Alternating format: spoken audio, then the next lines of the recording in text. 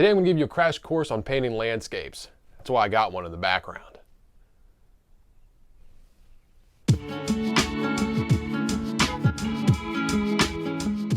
Hi, welcome to Paint Coach. I'm Chris Fornatero, here to help simplify oil paint so you can get better faster. If you like this video, please hit the like button, subscribe to the channel. If these short videos aren't enough, I offer full real-time painting video tutorials on my Patreon page, which you can find a link in the description below. Also, in the description, you can find Amazon links to all the materials that I suggest beginners use. All right, now there's a lot to talk about landscapes, so let's just jump on in. All right, now let's start with composition, because this is going to be the first hurdle that you have to get past to make a good landscape. Now, a lot of what I'm going to be talking about with composition can be found in Edgar Payne's book, Composition of Outdoor Painting. This is a very popular book amongst landscape and plein air painters, and it is a great book. I highly recommend it. I'll put an Amazon link to where you can get it below. Now, there's so much to go over with composition. I could make a 3-hour video on that, but I'm just going to give you the highlights for today. Now, I like to think of the goal of the composition is to guide the viewer's eye through the painting to the focal point. The focal point is the aspect of the painting that you want to draw the most attention towards. You want to lead the viewer's eye towards that, and you want it to be the main focus of the painting. Now, this could be a specific object,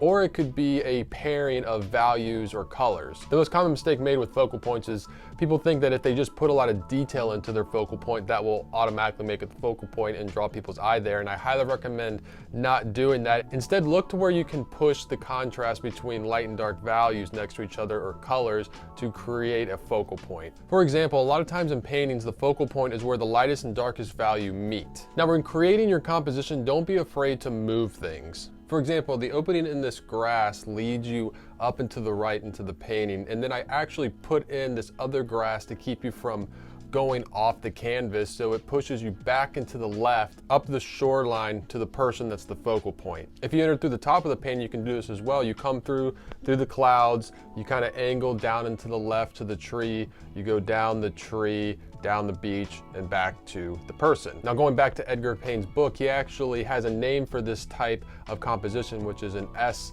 composition. There's a bunch of other different types of compositions that Payne talks about and he gives examples for, so again, great book to get. I feel like a lot of composition is just doing things not to mess up your painting. An example of this is not having lines go directly off into the corners of your painting. Try and have them go off the side or the bottom, but never the corner. I also never try and divide my canvas up into even sections, you know, whether it's like a horizon line perfectly in the middle of the canvas so you have an even number of sky and even number of land. You can do that. I just try not to. I try to make it either, you know, above or below. Just in general, perfect symmetry tends not to be a good thing. The same goes for symmetry and repetition. If you have a repetition of objects or a repetition of shapes or forms, you want to make sure you vary those shapes and forms. You know, vary the size of them, change them if you need to. Also change the distance between them. If you have a repeating form, make sure the gap between those repetitions is different in each one. You don't want the same amount of space in between each one. You'll be amazed at how naturally you'll just do this not thinking about it. As humans, we tend to make everything symmetrical. We tend to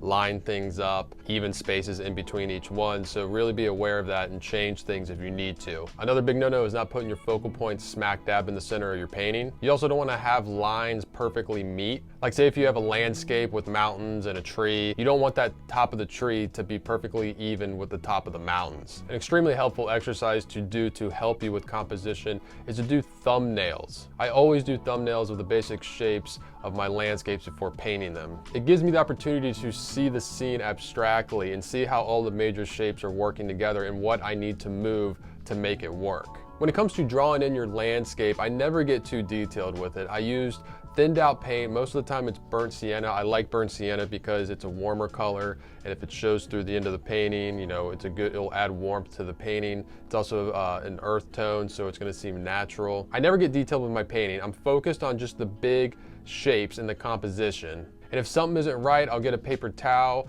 or some more paint thinner and I'll wipe it off and redo it. I just really want to make sure everything is where I want it to be, because once you start painting, it's very hard to move things. Now, there are many different ways of going about doing a landscape. I feel like one of the most popular ways that I see done is working from the furthest element in the scene and moving forward. So a lot of times it's the sky that you're going to start out with, and then once you key in that sky correctly, you can use that correct key to make decisions on everything after that. If you're a person that likes working in very defined simplifying steps, this might be the process for you. Another way to work is to work kind of dark to light. A lot of plein air painters do this because it allows them to grab their shadows very quickly, which is necessary when painting outdoors because the light is always moving. I feel that with this process, it's very important to understand how to work thin to thick, which I made a whole video on. You can watch that right there above. But in short, it's the process of starting your painting out with very thin paint and working to thicker paint. And when you're working dark to light, you're going to be working the painting as a whole instead of in stages from the back of the painting to the front of the painting. So you're going to have to kind of build everything at once, and working thin to thick is really going to help do that. Okay, let's talk about value.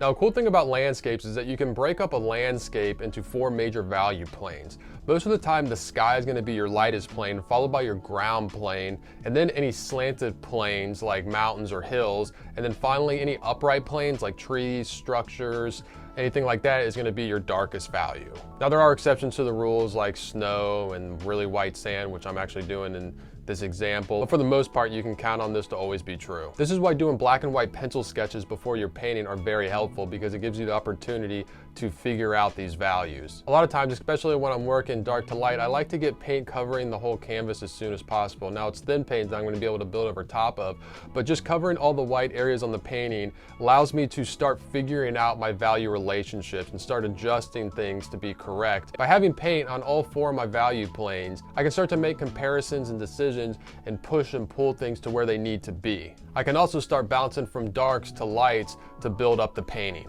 All right, perspective. Now I'm going to be honest, I don't pay much attention to perspective in terms of like a vanishing point and getting a ruler out and getting all the lines going to the vantage point. I might do that if I'm doing a cityscape and I have to line up a bunch of rooftops.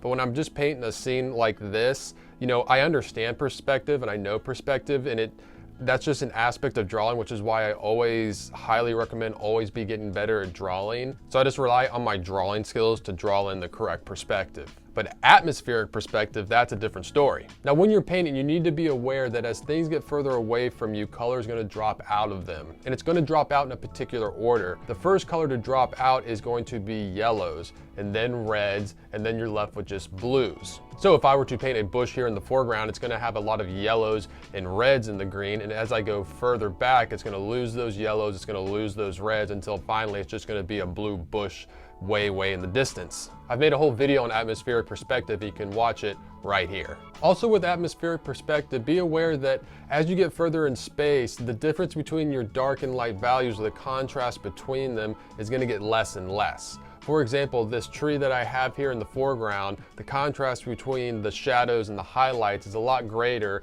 than the highlights and the shadows of the trees behind it. Atmospheric perspective also goes for clouds as well. This idea of yellow and reds dropping out is true in the clouds. You can see that clouds that are closer to you are going to have more yellow in the highlights, and as they get further and further back, those highlights are going to lose their yellow and turn more into a pink. And also the difference between the shadows of the clouds and the highlights in the clouds are going to get closer and closer together. The last thing to talk about with atmospheric perspective is saturation. Your colors are going to lose their saturation as they get further in space. So a tree that's really close to you is going to be rich and full of rich greens, but the further you get away, it's going to get grayer and grayer and grayer. Now, I know it can seem that trees are very bright and very vibrant greens, but I really suggest a color mixing exercise and take a printed out photo of a tree and keep mixing your green until you can mark it on the photo and it's the exact same color of green. This will really show you what a correct tree green looks like. Another big mistake that people make with trees is they make the highlights way too bright in their trees. And I know it can seem like, you know, the sun's hitting on the tree, it's got these really bright highlights,